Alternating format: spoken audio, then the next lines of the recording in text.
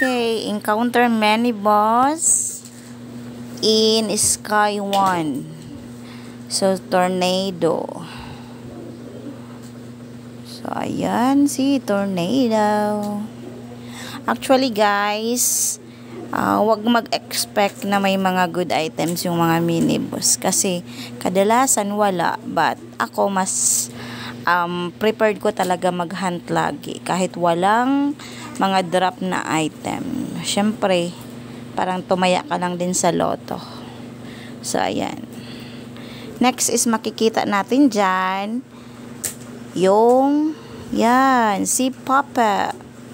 Si Puppet naman is nasa 12,000 yung life niya dyan. Pero, ganun din. Walang magandang drop. Drop. So, ganun talaga. Pero talagang nag-hunt ako ng ganyan. Exciting. Next naman dyan, talagang makikita din natin sa kabila.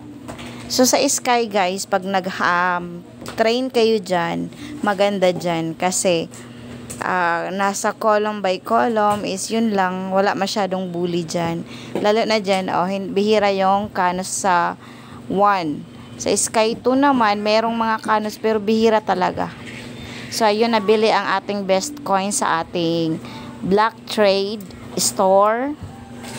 So, yun lang. Kasi buy and sale ho ako. After that, yun, nakadalawang best coin tayo na nakasold tayo doon.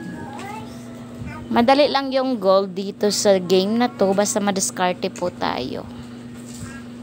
Hindi lang aasahan natin yung pagpa-farm, pagte-train, at yung mga drop ng mga minibus. Kasi as you can see, walang magandang drop talaga dyan.